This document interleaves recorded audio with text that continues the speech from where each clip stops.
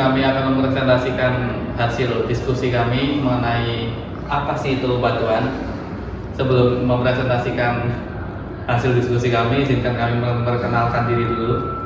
Perkenalkan, nama saya Muhammad Hanimi Batullah, NPM 25640073. Perkenalkan, nama saya Muhammad Fali Abdullah, NPM 256482. Diskusi yang pertama-tama yaitu apa sih itu batuan.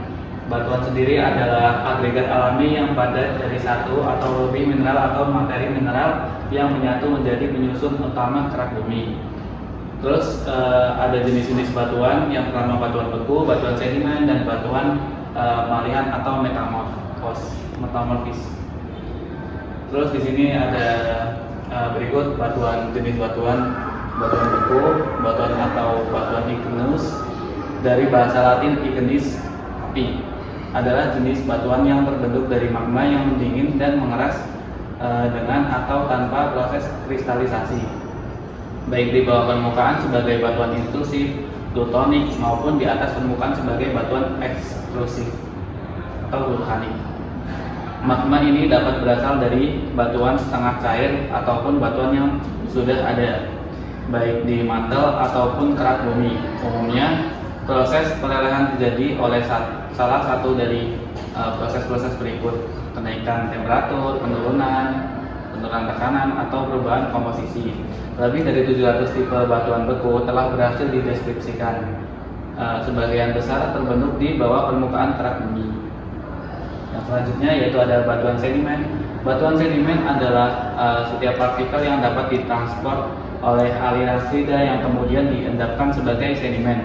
Pada umumnya, sedimen diangkut dan dipindahkan oleh air melalui proses fluvial, oleh angin melalui proses aeolian, dan oleh es glasier.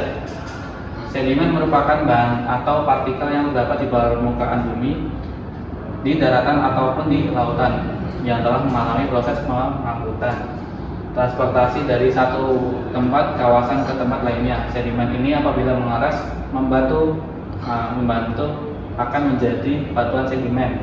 Ilmu yang mempelajari batuan sedimen disebut dengan sedimentologi.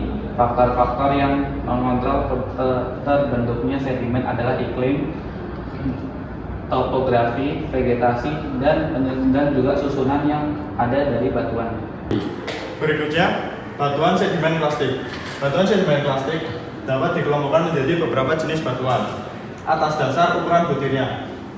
Batu lempung adalah batuan sedimen plastik yang ukuran butirnya. Ukuran lempung batu lanau adalah batuan sedimen plastik yang berukuran lanau. Batu pasir adalah batuan sedimen plastik yang ukuran butirnya pasir.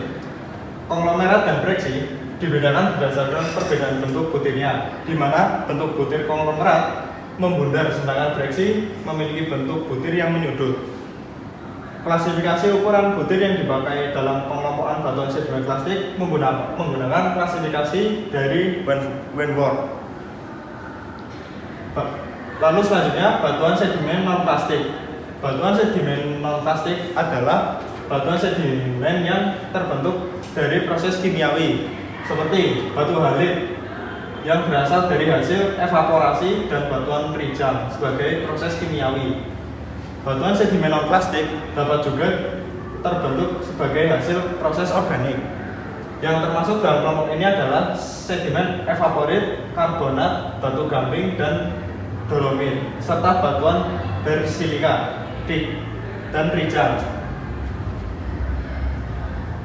Lalu batuan metamorf.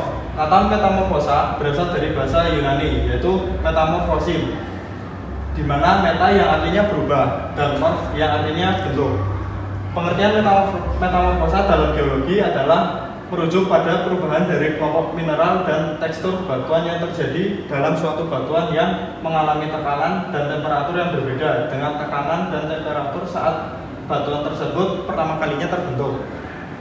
Batuan metamorf adalah batuan yang terbentuk dari batuan asal.